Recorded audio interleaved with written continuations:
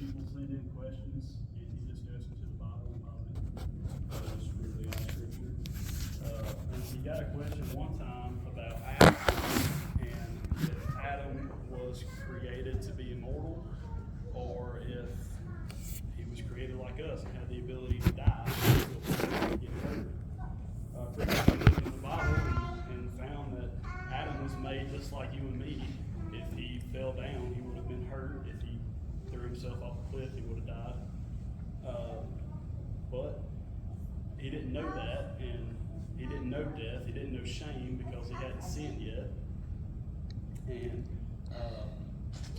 the tree of life is what really is the reason for that.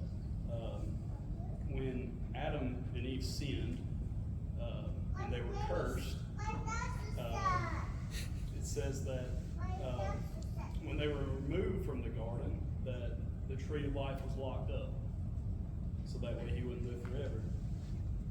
It says in Genesis 3:22, and the Lord God said, Behold, the man has become as one of us to know good and evil, and now lest he put forth his hand and take also of the tree of life and eat and live forever. So in 24 says, So he drove out the man, and he placed at the east of the Garden of Eden cherubims and a flaming sword which turned every way to keep the tree of life. So that shows that in due time, Adam would have died, but it's because God locked up the tree of life. He separated life from Adam because of sin. And he drove Adam and Eve out of the garden and separated them from this thing that would have kept them alive. Because it says, number one, we know Adam wasn't immortal because when they took of the tree of knowledge of good and evil, he says the man has become one of us.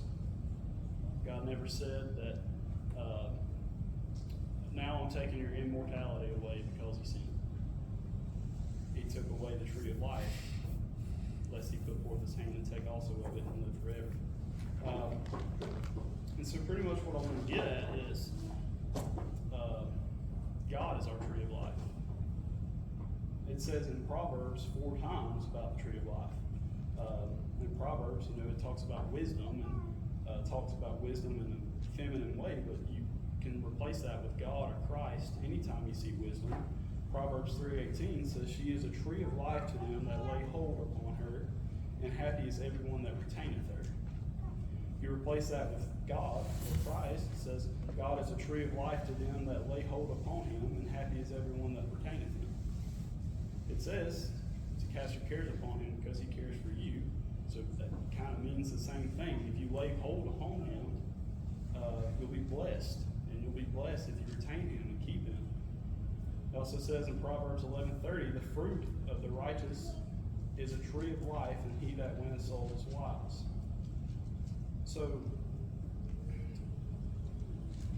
the tree of life was separated from Adam and Eve because of their sin. And now, because of our sin, we're separated from God.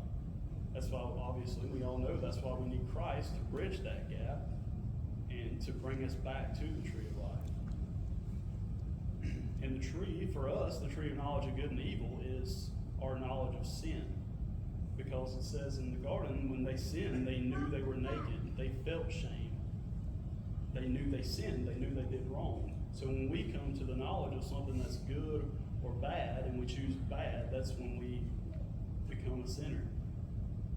So that is our tree of knowledge of good and evil, because when we sin, then we can't unknow that sin.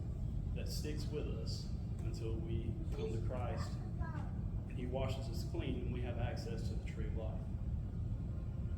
I just think that's a really awesome correlation. And also you think about, what do you do with a tree that brings forth fruit? You eat of it. You eat of the fruit that it yields. That's why we have the Lord's Supper. It kind of makes a parallel to that. It says, and when he had given thanks, talking about the bread, he brake it and said, Take, eat, this is my body, which is broken for you. This do in remembrance of me. Also the same manner. Also he took the cup, after the same manner, Also he took the cup when he had supped, saying, This cup is the New Testament in my blood. This do ye oft as you drink it in remembrance of me. So, obviously they didn't eat flesh and drink blood. We're not Catholics. I'm not, sorry. I know this is just a metaphor, but also you can take that and compare it to fruits. When we eat of fruits, it's like we're taking of that tree. And when we take of the bread, we take of the juice, it's like we're taking of Christ. And we can take of his fruits, we can take of the things that he lays out for us, love and charity and kindness, and we can take of that, and we're just taking of the tree of life over and over and over again.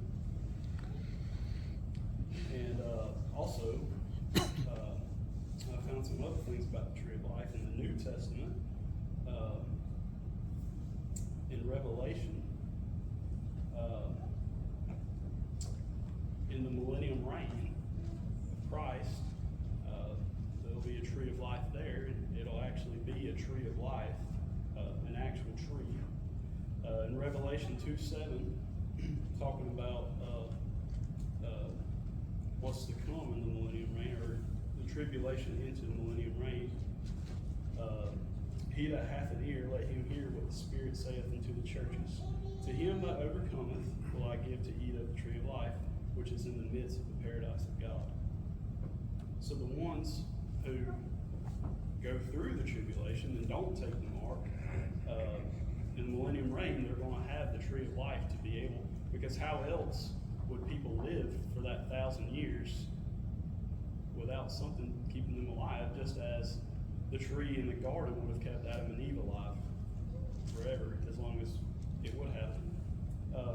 It says in Revelation 22:2, talking about the city in the millennium reign, in the midst of the street of it, and on either side of the river, was there the tree of life, which bare 12 manner of fruits, and yielded her fruit every month, and the leaves of the tree were for the healing of the nations. So there's a tree that bears a different fruit every month, one fruit each month. I think that's what it means. It could mean that, or it could mean it has 12 different fruits every month. But it's for the healing of the nations. This is going to keep people alive, because that's the way that salvation will be. Because us that are raptured, we don't need that anymore. We have our glorified bodies, but they don't, so they need something to keep them alive. Revelation 22:14 says, "Blessed are they that do his commandments, that they may have right to the tree of life and may enter in through the gates into the city."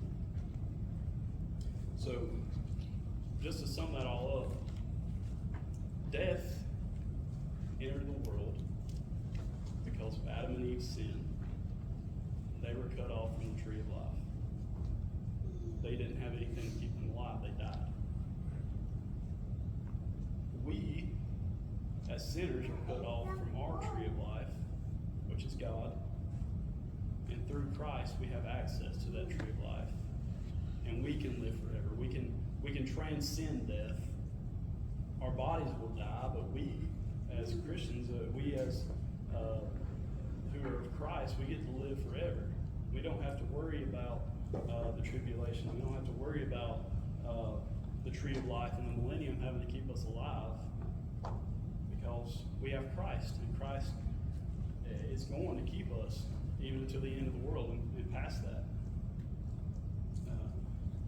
So I just think that's really interesting.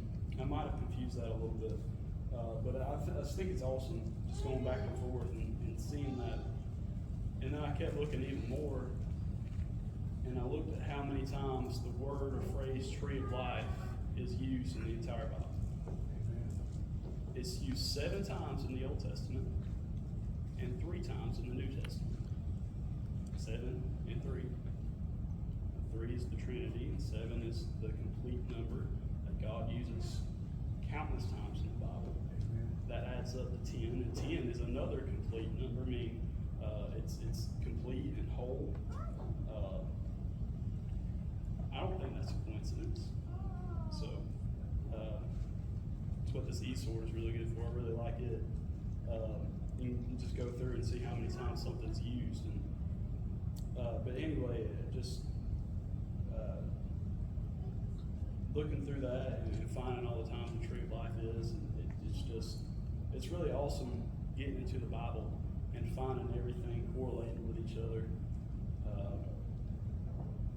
And how it's just a blessing how God is our tree of life. We don't have to have a physical tree that we have to go and eat and have to worry about everybody else getting it, and maybe we don't have enough. And God don't run out, there's more than enough. So I'm thankful for that. I'm thankful for his fruits. I'm thankful for the love that we share and the charity that he puts on us.